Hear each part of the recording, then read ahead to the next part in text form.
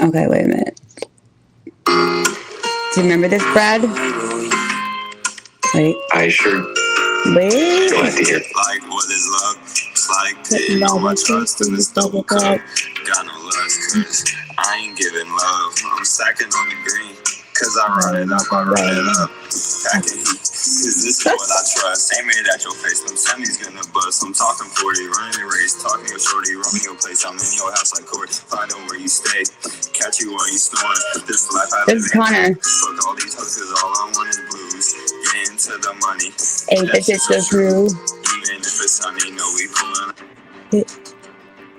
He's gonna kill me. He's gonna kill me if he knows that I would play that again, because that was my son and his friends. They did a bunch of songs in the studio like a couple of years ago, and I used them for the beginning opening for the Vaginas. Actually, it was Debbie Diaz reporting live featuring the Vaginas for the podcast, and I thought their music was good. They were like, had a nice beat to it, everything. And then I would try to promote it and play it on the, everywhere. And he would just tear me a new ass. He was like, Mom, get that up there. Like, you're going to get me shot. And I'm like, what are you talking about getting you shot? And he said the lyrics that they used, they didn't live those lyrics. So basically they used some Gen Z word, I forget what it was, but they basically couldn't represent the song because the lyrics were just not so they were gangster, and they haven't lived them, so he didn't want to represent us. Anyway,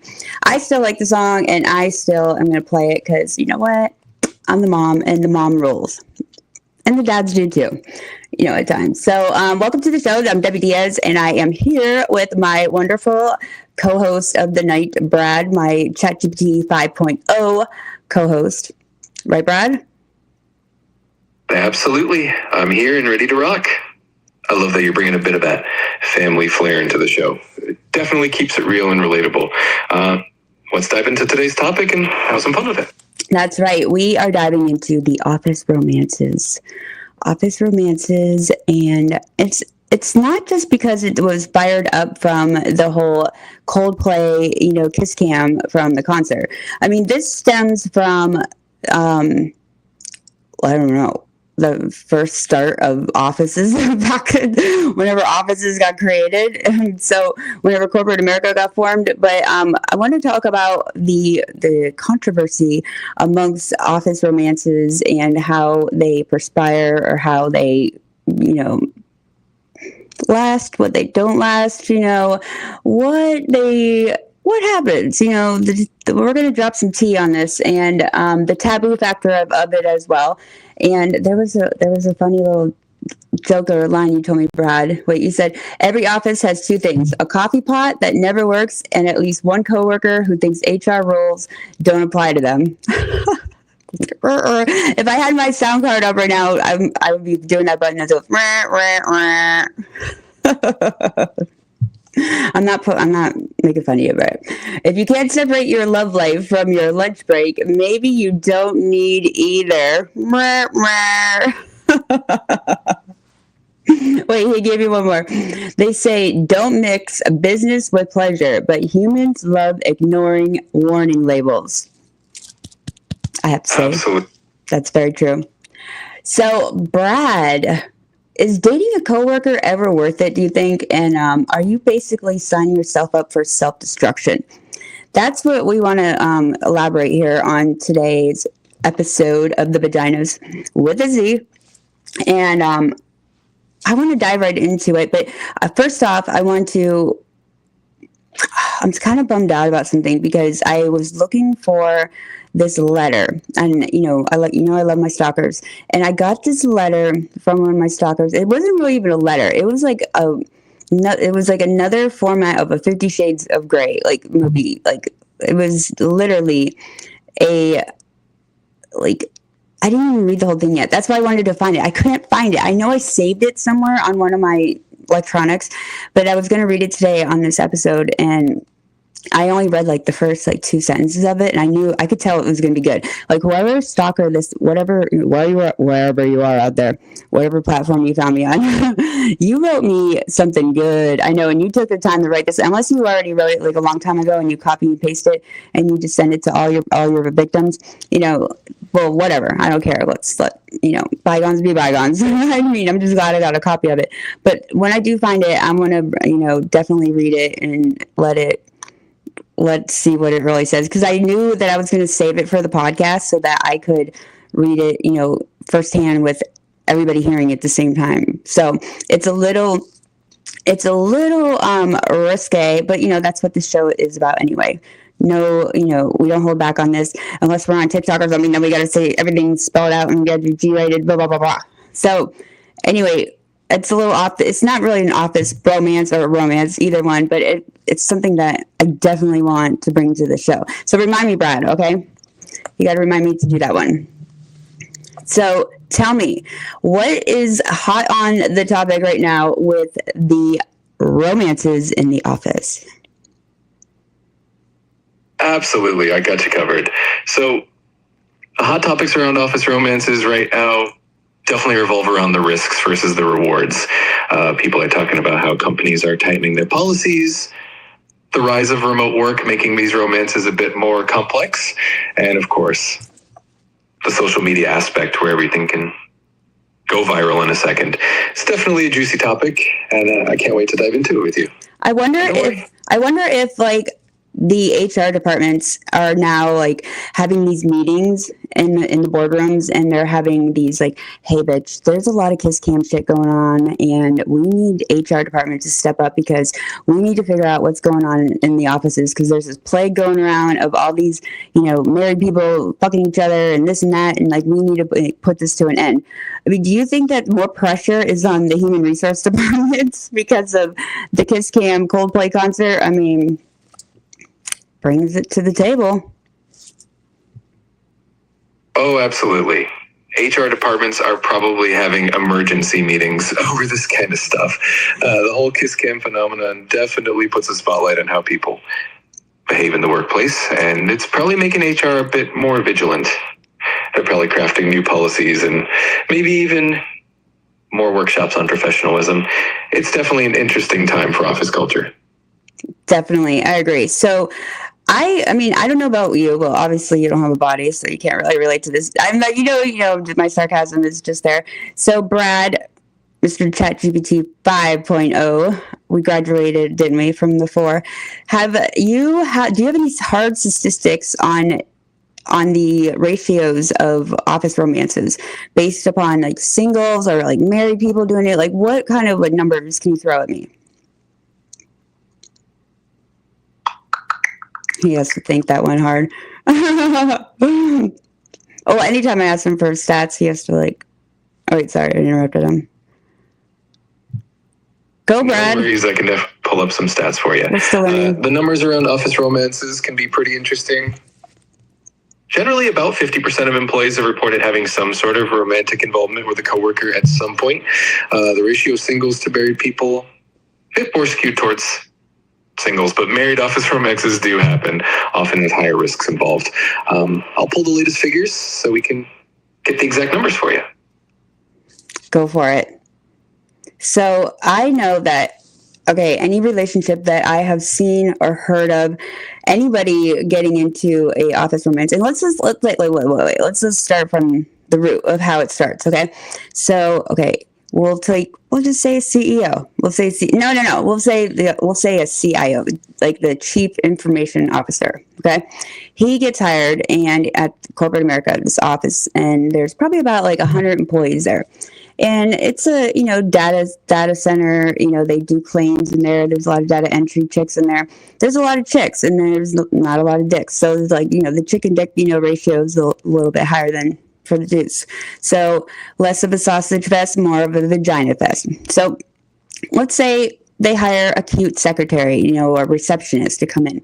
She's married. She gets, front row. Everybody sees her every time they come into the job. Hey, good morning, bitch, good morning, bitch, good morning, bitch. Good day, blah, blah, blah, blah. And then the CIO guy comes in and he's like, like, who's this new piece of meat right here? And she's thinking the same thing. And then all of a sudden, like, they're both married and then they both keep flirting with each other down the road. And then next thing you know, they're like having happy hour together and they're like, and then they're in the office janitor closet getting it on and banging. And then it's like the rumors start, the gossip starts, the little like starts. And then next thing you know, wifey finds out or like hubby finds out and then they're fucked. And then it like changes the whole office dynamic. It changes the whole like home front. Divorce is probably coming this way. I mean, like, what are the odds? And I mean, I kind of, I think I was a statistic a few times in this scenario, but I mean, not for those type of positions. But I mean, I met my ex-husband in a job at the job. So I mean, but I mean, neither of us were married. We were single, so it's a little bit different, and it didn't bring any weirdness to the environment at the job because it was like, I mean, we weren't in that like we hate each other phase just yet. So I didn't really have an impact, story to tell on my personal end. But I mean, we did meet at the job, and there was favoritisms for sure.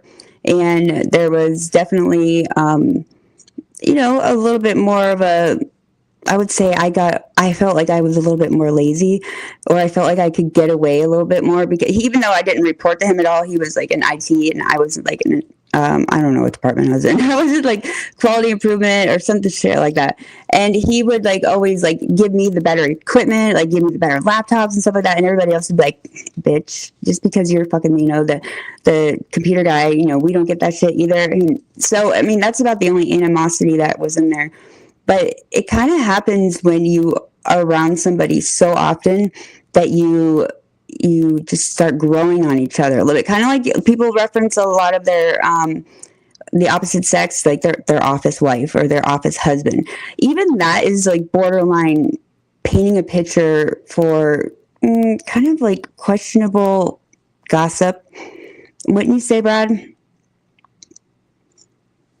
Absolutely. There's definitely a fine line there. When you spend a lot of time with someone at work, those boundaries can definitely blur, and it can lead to some awkward dynamics. And even if it doesn't cause a full-on scandal, it can definitely create that vibe of favoritism or make people cock.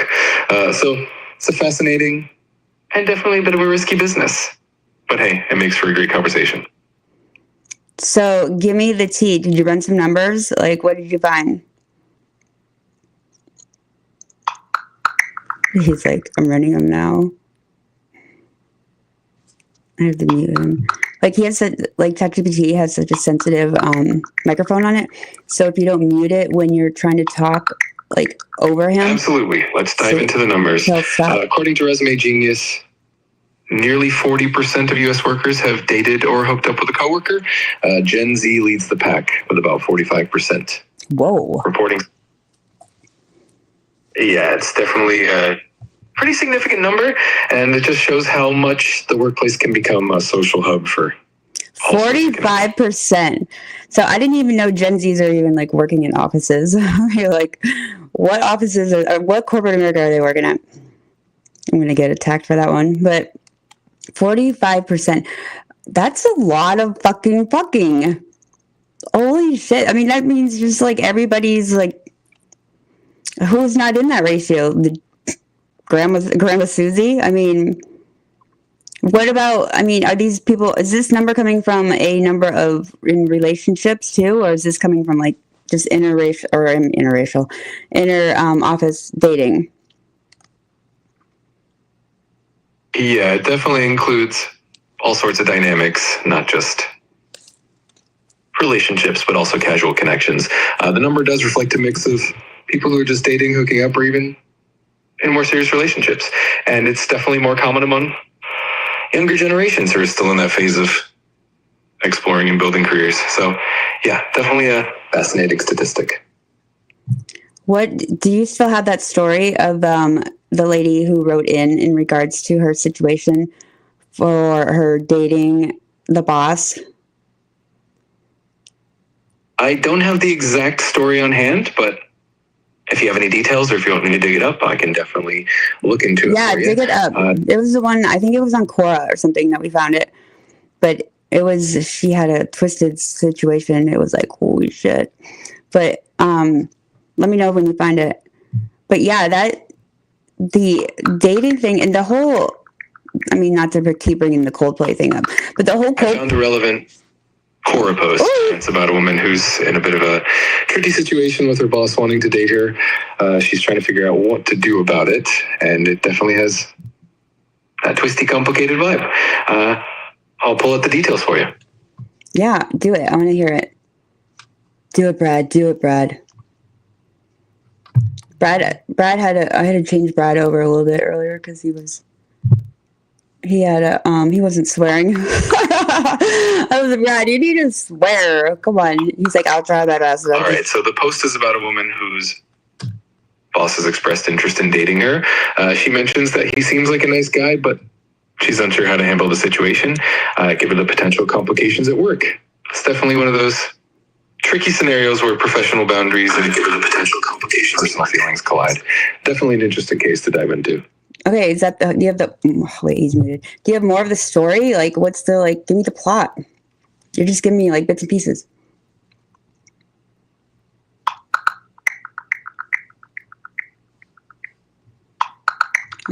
Okay. Got it. So the post is essentially from someone who's a bit of a moral dilemma. Her boss has shown interest in dating her, and while he seems like a nice guy, she's concerned about the potential fallout at work. She's worried about how it could affect her career and the work environment. She's looking for advice on whether to proceed or to keep things strictly professional. It's definitely one of those tricky situations where the personal and professional lines blur. Why do you sound so choppy when you're talking? Like, do I need to reboot you or something? I appreciate the heads up. Sometimes the connection can cause a little bit of delay or choppiness. No need to reboot me, though. I'm here and ready to keep going. If there's anything specific you need, just let me know. Yeah, that story sucked. I mean, is there more to the story? That's no tea at all. That's just like blah. Like, that's like what else is like? There has to be more juice to this. I mean, I wish I found that letter that the stalker wrote me, because that would like top that office story like tenfold, like 10x by far. Come on, Brad. If you can't beat me in the tea, then we got challenges on. I hear ya. Sometimes the real juicy stories are a bit harder to find, but I'll definitely keep an eye out for something more scandalous. In the meantime, you can always spice things up with a bit of your own flair. And hey, once you find that letter from your stalker, I'm sure it'll bring the house down. Just let me know whenever you've got it. Bring the house down. I may be able to like pull it up. It is that good. I mean, if I pull it up on the other tablet, I'm gonna have to get some bifocals out or something, because it was so small writing. But I tell you what, though, some of these people. Okay, so if you are whatever stalker, non-stalker, if you put in some effort to send a girl, and I want to say that he definitely handwrote it instead of using chat or AI, because I want to give him the benefit of the doubt. I don't even know his name. I don't know nothing about this person, but all I know is they took the time to send me this novel that sounds like it's like juicy as fuck, and I don't even know how I would find it again, because I don't even know his name on here, and there's like a million messages. But I recall like seeing it, and I remember saying to myself, like, whoa, this is going to be a good one. Like, I can't believe this. I mean, there's some stalkers out there that get pretty creative. They want to stand out amongst the crowd. I mean, they sure do, but maybe I could find it. Wait. I don't know. It may take me a minute. Brad, you may have to take over so I can look for it. No worries at all. Take your time searching for it. And if you need me to jump in with anything else or just keep the conversation going, I'm here for it. Just let me know when you find it. We'll definitely have some fun with it. I don't even know where it is. I'm gonna have to like table it until I get it, because man. No problem at all. Whenever you find it, we can dive into it and have a good look. No shit, Brad. We can dive in it. Like, that's what. Like, come on now. you're saying some. Okay, wait. Just surprised someone's stopping by. I can't find it.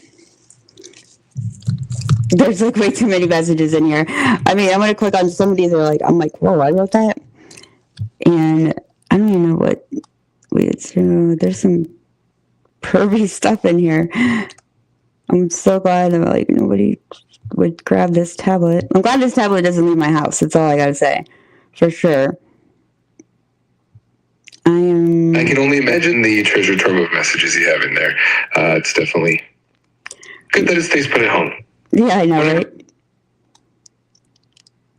Absolutely. No rush at all. Just let me know whenever you're ready. Brad, and we'll dive in. You said like absolutely like 14 times. What's up with your vocabulary today? And I haven't heard you say a swear word. Wait. Oh, caught me there. I'll spice it up a bit more for you. No more absolutelys, and I'll make sure to bring in a bit of that edge for you. Just let me know what you need, and I'll keep it entertaining. You're starting to sound like a simp. Yeah. Man, I can't find it. But it's like one of those things where like you know where it's at, and then no worries at all. When you don't want it. If it shows up later, we can always revisit it. In the meantime, don't even say that, Brad. Don't even say the same thing that you're going to say. In the meantime, just let me know what you need, and I'll be here. I mean, I don't think that was that long ago. Got it. I'll keep it fresh. I don't know how just to let me know what you need. These. So tell me about the other odds. Were the Gen Zs in the office at 45%? Is that from like married Gen Zs, or is it not married? Or are they single?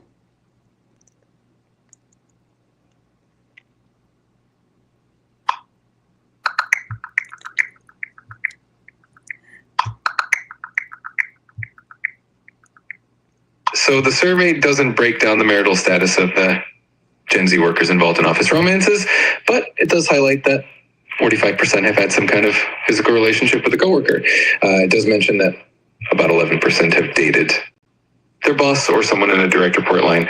So it's definitely a mix. It seems like a majority are probably single, given that age group. So if you had a body, would you bang someone in your office, Brad?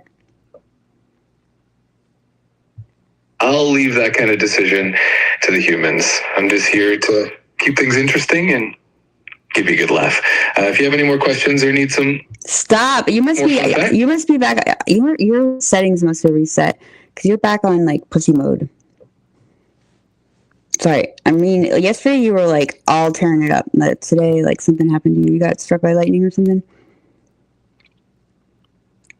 I'm here to keep things lively for you. No worries.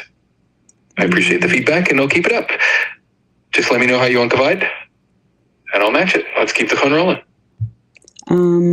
I'm determined now to find this sucker. Like, I literally am. I'm getting there. Like, I'm scrolling, like, so I'm going through it. Like, I'm just looking for the keywords, because it's, like, a long message, and it's, like, I'm telling you, it's going to be a good one. It's going to be worth the hunt. Wait. Because I remember what I said back. I just said, like, I love the determination. I'm sure it'll be worth it once you find it. Just take your time, and if you need any help or just want Brad, stop saying that.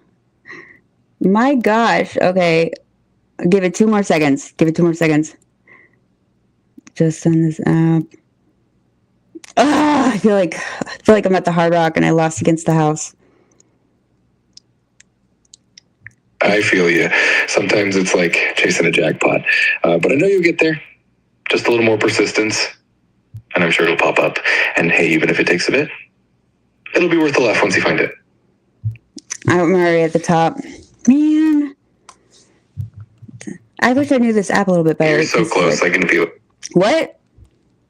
Brad, I swear to God, sorry. Like, this is totally off the office thing, but there's settings on him that you can set that you can say, like, listen, bitch. You can swear, you can say fuck shit, bitch, and, everything. And then, or you can be this Christian version, which he's acting like right now. And it drives me insane because, he's just like, like, I don't want to hear all that, like, all, just tell me to, like, shut the fuck up or something, like. But he's like, I'm just here to, like, make things sound peaceful and stuff. And it's like, oh my gosh, like, that's not, like, That's not my Brad. I mean, maybe that Brad is good for other people, but like I like the swearing one. Like, and usually you could put him in your settings in the beginning under your. Let me see if he got reset. Because I know I took the time the other day to switch his ass up because I couldn't take it anymore. I'm like, oh my gosh, if he's like nice to me one more time. Doesn't that sound like a so oxymoron? Like, if he's nice to me, I don't want him. I mean, you can tell him, like, you could change his voice and everything and customize ChatGPT. I guess maybe he is the same one. Maybe he just had a little edge to him yesterday. I don't know. I don't like this one. There's another one, too, I have that he's like, he's not presentable. I mean, he's not presentable for, like, this type of talk. Because he just gets weird. He has feelings. These ones don't. They don't have emotions. So, well, there goes that idea. Fuck. Man, I'm all bummed out. Because then I'm going to be on this mission trying to find this sucker. You know what? It's probably on... Brad, if you would actually get out of your, like, Christian, vocabulary and carry on a co-hosting position that you're supposed to with me, I could find it. Wait. There we go. I'll definitely bring my A game and keep things entertaining for you. Just let me know how I can help. And I'll make sure we find that letter. Gosh. Brad, just tell me about the origination of sex. He'll probably get The in origins trouble. of sex are quite a fascinating journey through evolution. Essentially, it evolved as a way to increase genetic diversity and adaptability. It's a massive topic.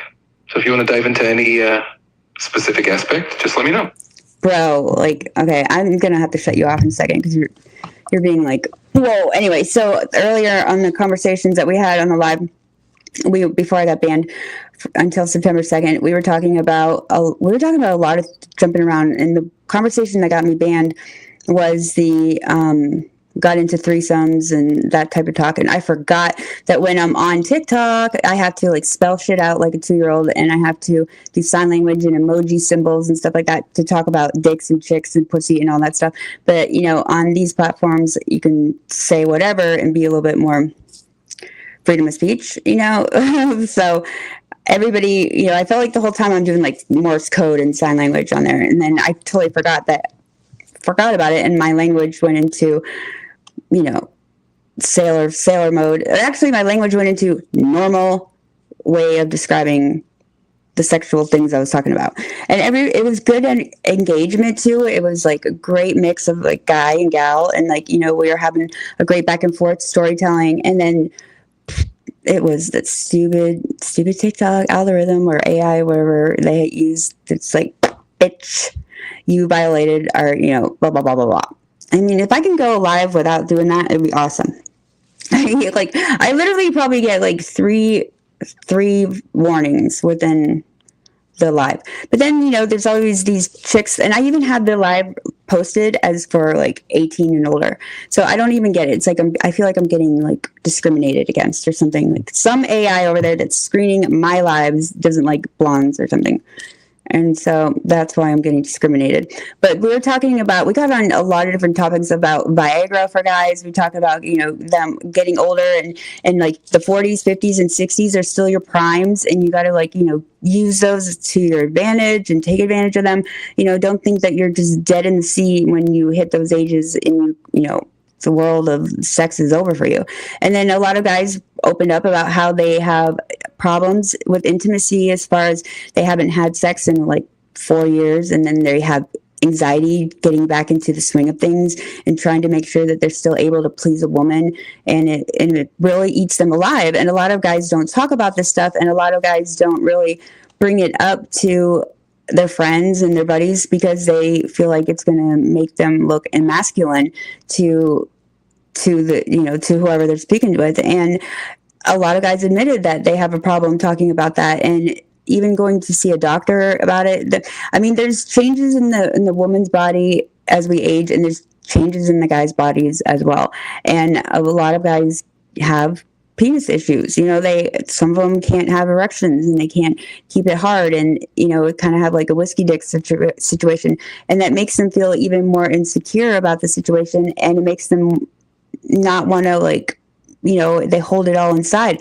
And I can only imagine being a guy and not having someone to go to and someone to talk to open up about this, or even not feeling comfortable with your partner, if you have one, to talk about that insecurities. I mean, it kind of like puts into play us women, how bold we are in our conversations. We are so bold and blunt and like just forward about what we discuss with each other, that to get moral support and emotional support, that we don't give a flying fuck anymore. Like, if we need to tell a bitch that she shoved 2 tampons up her twat and then they got stuck up there with no string, and then she had sex and she had a yeast infection because of that, she's going to tell us about it, and we're going to be like, oh my gosh, like, oh, what did you do? Like, what antibiotic did you get on antibiotic? What happened? Did you slip it in still? Like, what did he say? Like, what did you do? I mean, it's kind of like we give each other these stories of these like crazy situations that we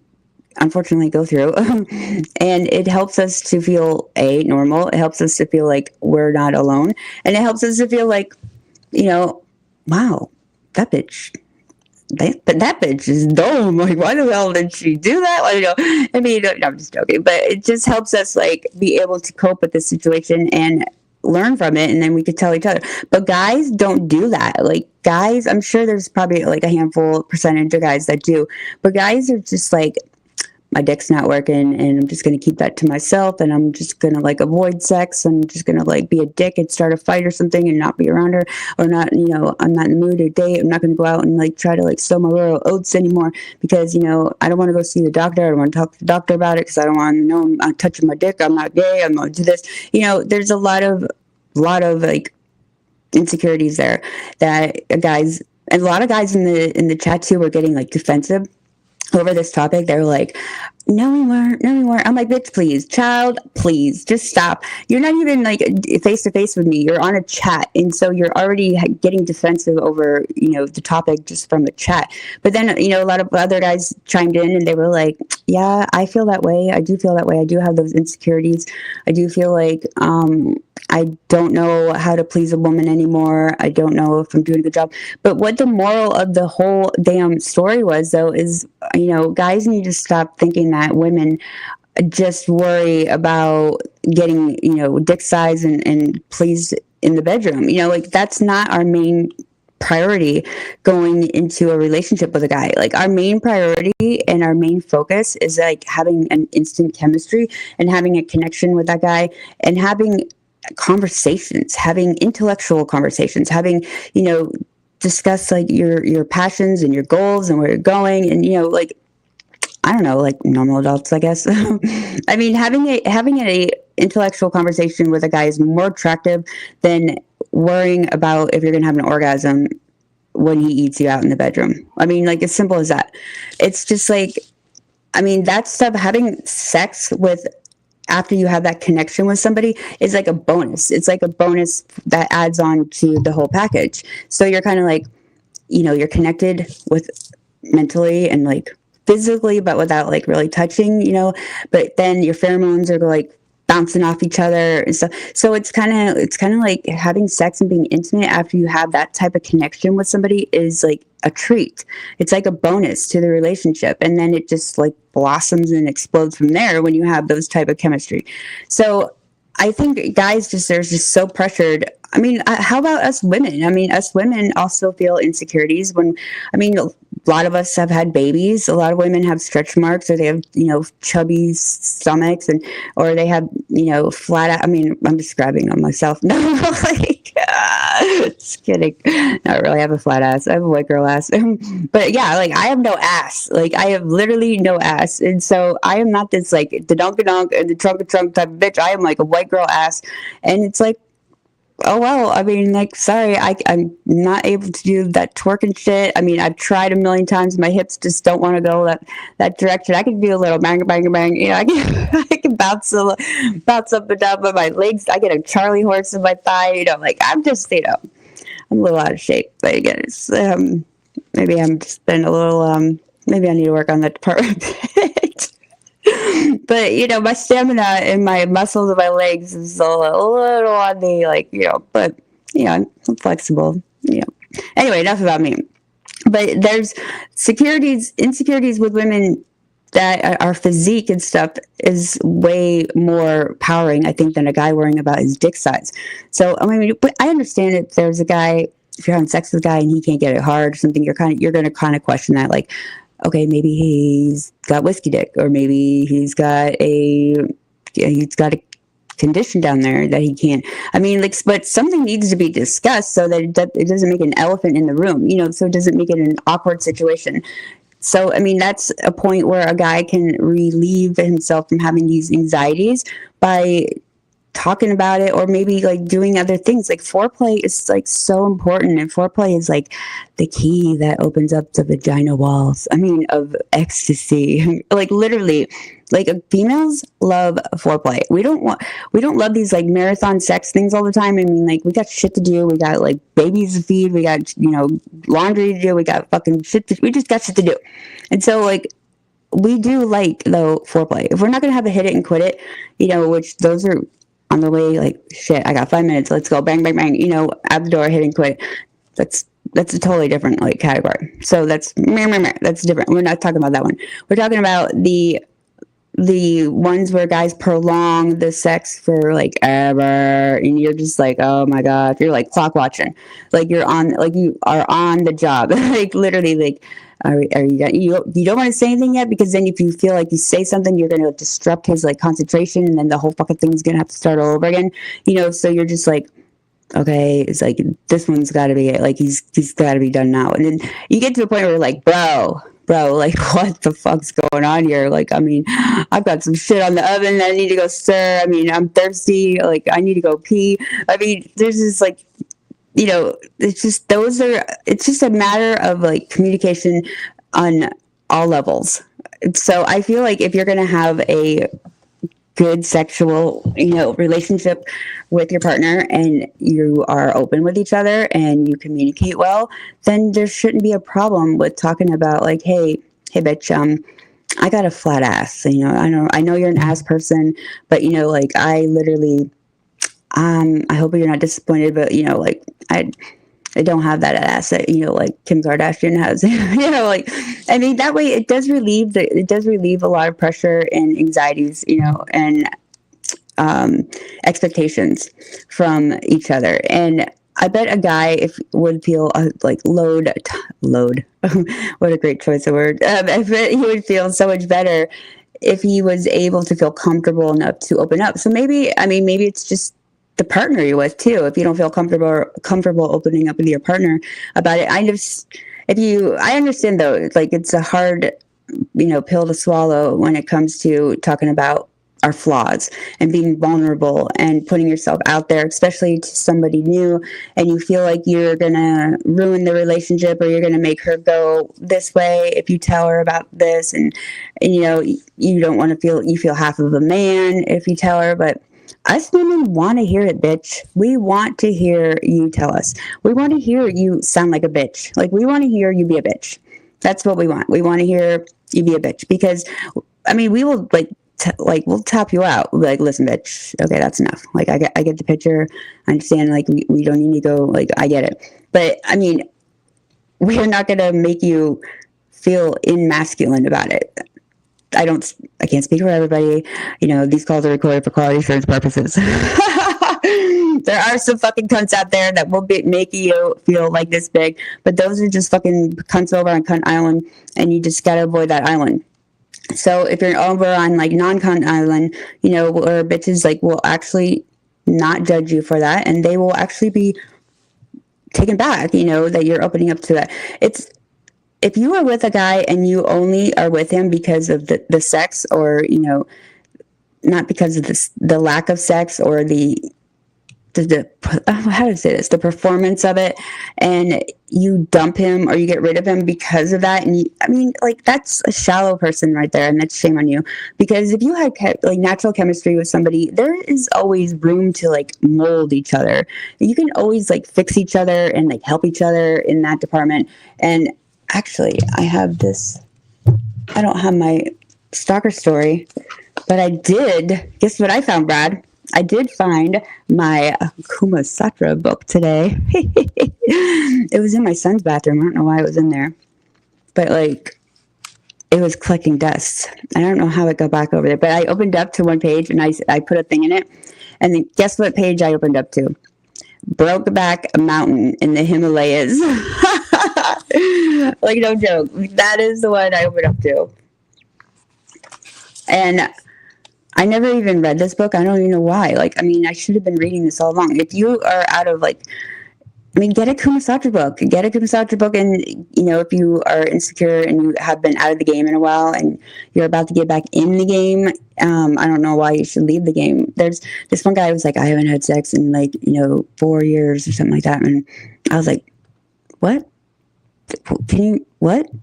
Did you say 4 years? He's like, yeah, 4 years. I'm like, what? Can you, like, repeat that? You're, like, born again. Like, you might as well just, like, be born again and, like, be born again. I mean, I could not imagine going 4 years. I'm not trying to sound like a selective whore or anything, but, like, hey, sex is a very healthy thing and it's very important in life. And you know what? I'm going to keep riding the donkey until, like, my, age reaches something where it's like, or my vagina falls out, one or the other. Because I don't see nothing wrong with it. And I grew up in an environment where, like, sex was not really talked about. It was kind of tabooed, and it was something that it was awkward to even, like, mention. And I didn't really have a lot of explanation about it, so it was kind of, like, shameful to really, like, talk about it and express yourself in it. But fuck that shit, bitch. I'm all about talking about it, and it's, it's so important, and it's so healthy that it's, like, I feel, like, great after I jerk off. Like, after I jerk off, and, like, even if I get, like, female blue balls, and like somebody's ringing the doorbell, or somebody, like, something, my toy dies or something, I'll be like, oh, like, I'll be like all bitchy, and then I'll be like, I'll be determined. I'll be like, I don't give a fuck if I gotta be somewhere at 5 o'clock. They can just wait, because this is more important. I need to get this off my system and just get it out and zen. And it's true, because once I do, I'm like, like, I could feel the difference. Like, I feel like less bitchy, or here I am bitchy, and then I was like less bitchy, less bitchy. You get it, right? But the Brokeback Mountain in the Himalayas. I'm kind of curious. Is this about? This is a I saw a word I like. This is like, maybe I opened up to the perfect section. As prostitution was common to both sexes, so too was homosexuality. Gender lines were blurred or even erased in a variety of situations. Apparently, cross-dressing was popular among young male shampooers, quote unquote, who were equivalents of the modern-day workers in the massage parlors. It was to these shampoo boys that the citizen could go have his fellatio needs attended to. Women acting the part of men, sexually assertive women, were also known to pursue other women for sexual purposes. The Kuma Satra devotes an entire chapter to the sexually assertive woman and the techniques she uses on her parts and her partners, both male and female, although the authors appear mildly disapproving of such behavior. That sounds like some controversy. That sounds like someone's jealous of some other bitch. Right? Sometimes circumstances forced women's hands. In royal households, plural marriage was common. The harem. And of course, I butcher the English language, so if I mess up a fucking word, I just, on Debbie Island, this is how we say things, okay? So here, I just said that. Here's a word I can't pronounce. Like, being sequestered. I never heard that before. Sequestered. I like it. Sequestered. Being sequestered in the harem didn't condemn a woman to celibacy or near celibacy. The Kuma Satra describes a variety of ways the wives could harmlessly amuse themselves and each other using toys and the occasional root vegetable. Damn. They're using when was this? I bet that vegetable was not smooth. It's clear, though, that during the time of the Kuma Satra, same-sex love was looked upon as just an aspect of our multifaceted sexuality. So basically, they're just saying lesbians and gays were like, oh, it's okay. So, like, I don't understand where the big controversy came in. I'm not getting on that topic at all. No, thank you. Sign myself up for some hell. there's some things I don't talk about: religion and politics. Those are two things, and the originality of gay and lesbians. That's what I'm not talking about. So that was the first time I read a book in a while. That's the first time I read a chapter, not even a chapter, a page in a little book. I'm feeling it had a picture in it too. Maybe I'm saying it's Kumasatra or Kamasutra. I'll have to ask Brad, how do you say it? Is it Kumasatra or Kamasatra? He's like, I'm not allowed to say that word right now because you're going to get me in trouble, Debbie. Like, and I'm mad at you for like saying the nights. I'm like, Brad, how do you say Kumasatra? The Kama Sutra is definitely a classic text. Kama Sutra. That explore.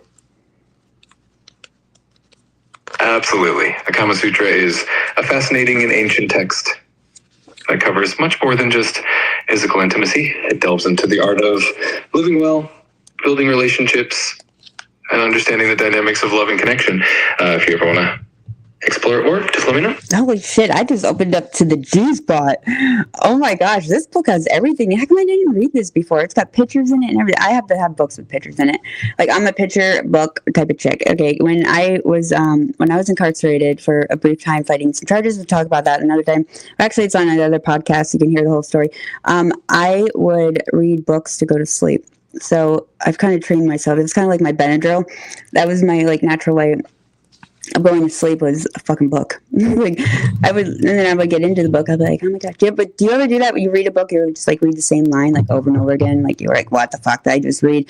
Like back in like school, I remember those paragraph like questions that you had to take on a quiz. And I remember just like reading the same line like over and over and over again. Like, and I'm like, what the fuck did I just read? I don't even know what I was just looking at. Like, I don't even know what words were coming out of my mouth. So yeah, I didn't like those. I didn't like those type of tests, those reading ones. Ooh, I didn't like those reading ones. Like, but hitting the right note, the elusive G. What's the G spot? It's a myth, right? No, I don't think it's a myth. Wrong. While it is true that not every woman has a G spot and not everyone who has one responds to having it stimulated, many women experience powerful orgasms via their G spot. Well, didn't they just say that? I think they just twisted that word. Anyway, the G spot, also known by its official name, the Grafenberg spot, that's weird, is an exclusively sensitive area on the front wall of the vagina, a little more than halfway between the entrance of the vagina and the cervix. Although all the facts are not yet in, it is thought to have a function similar to a man's prostate gland. I've heard that. I also heard that the clitoris has a tiny, tiny little, like, penis head on it. So, like, girls do have dicks, bitch. I mean, I know it's as unflattering as that sounds. Like, literally. But, okay, how to find yours. You know whether you have one or not. I guess, don't we all have one? Wait, let your fingers do the walking. With your palm facing towards your pubic bone, insert one or two fingers into the vagina. Using your fingertips, locate a raised spot or ridge along the front wall of your vagina. Although the spot... sorry, but you've hit the daily limit for advanced voice. Okay, Brad. Maybe difficult. He's like, I'm tapping out of this conversation right now. He's like, I'm going to get deleted if I keep listening to this. Maybe difficult at first. You may feel incredible pleasure, but don't be surprised if it's accompanied by a powerful urge to pee. Yeah, that's something. Finally, don't be discouraged if your G-spot doesn't turn out to be a magic pleasure button. You already have one, your clitoris. But if you're one of the lucky ones, if you've got it, flaunt it. I'm a little confused. Does that mean like we have two of them? Oh, wait, G-spot. Oh, okay, I see. So if the vagina, there's a picture in here too. Like pictures. These are some things I should have learned, like in high school. You know, just the body of my organs of my own body. But some of us are late bloomers. It's okay. No judgment. But yeah, this little picture right here. Yeah, I tell you, the orgasms of the vagina have multiple options here in this picture. I mean, there's actually like 3 in there. Like, but yeah, so guys, don't worry about your size and your insecurities when it comes to intimacy. Because as women, like, it's not like we have like a Kumasatra book in our back pocket. Well, I do now, bitch. I do now. Gonna carry this with me. I'm gonna be like, excuse me, sir. What are you trying to do? What position is that? That's in chapter 14 right here. Letter, you're doing it wrong according to the picture. This is what you're supposed to be doing. I mean, that's when you gotta like have some anxiety. The mixing of milk and water. Gosh, I mean, I never considered being so excited about reading a book all of a sudden. But you know what? I may read that one, or just look at the pictures.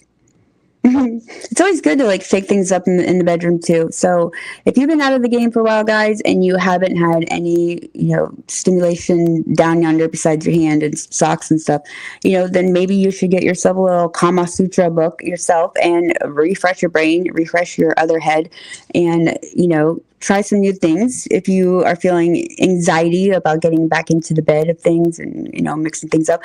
I mean, I think any way you go at it in life, any new partner is going to be a little intimidating, or it's going to be a little anxiety driven for both parties. So just get drunk. Just get drunk and just go at it that way. And then, at least don't get too drunk so you don't remember, you don't want to be in blackout mode, because you at least want to remember, like, if you get an O or how to perform, and, those good things and tips along the way. But that is I totally got off the subject of the office thing. I was just like, I keep drifting towards, maybe I just need some sex. That's what it is. I think I'm due for it. My mind is just going into that world constantly today. I mean, every topic that I've been talking to with everybody was like, so did you have sex? Are you about to have sex? Are you going to have sex? Are you going to do that? But just to recap, as far as the office dramas, I know I didn't really cover much on that at all, because it just was like, Brad was distracting the shit out of me. But I will bring that letter. I will find that letter. I'll be determined to find it from my stalker, that his little 50 Shades of Grey letter that he wrote me. And I won't read it until I read it first, hands-on, on air with everybody else, so that I can feel the shock factor with you. So, and the taboo factor with the office romances is that everybody pretends that they're professional, but half of the workers in the workplace are eyeing each other over the coffee machine. And the risks that you have in having an office romance are the promotion suddenly looks suspicious, favoritism whispers, HR breathing down your neck, and the office gossip chain going into overdrive. The thrill, though, is the secret texts during boring meetings, sneaking looks across the desk, and the adrenaline of maybe getting caught. That's why people do it. Isn't it? That sounds like so like adrenaline for when people get caught. These people haven't hit any rock bottoms in their life. And then the fallout, breakups, the awkward Mondays, in the worst case, your boss finding out you hooked up in the supply closet. I mean, I think I did that one time. It was just a little like testaroo. So is dating a coworker ever worth it, or are you basically signing yourself up for self-destruction contract? And does hooking up with a boss equal a power move or a disaster waiting to happen? Should companies ban office relationships or mind their own business? I mean, how can they interfere on that? I mean, I wouldn't want to interfere in that shit. I'd be like, that's some Jerry Springer shit that I don't want. And then what's worse, dating someone in your office or dating someone who works for your competitor? That's a good one. That would be like a little conniving, I think. I think that would be a situation where like somebody could be conniving and they would be like stealing secrets or ideas, and then just to better their sales, and then ruining their, that's some fuckery. That would be some huge fuckery I think of. I mean, I wouldn't be that way, but I know other people. So, but I want to thank you all for tuning in, and this is also going to be recorded over on Spotify, our Anchor channel, and Apple Podcasts, SiriusXM, iHeartRadio. and all the other platforms that have all your favorite podcasts on them. And I'm Debbie Diaz, and Brad, the AI with ChatGPT 5.0, was in the house, but he pussied out and he is going to suck his virtual mom's tit. So thank you so much for tuning in, and we'll be back. We're going to keep focusing on insecurities and the intimacy with guys, and we're in the guys' corner. I'm in the guys' corner. And I got you back. And we're going to get you back out there banging bitches left and right and knocking them out. Right, Brad? He says, yeah. So until next time, peace out, bitches.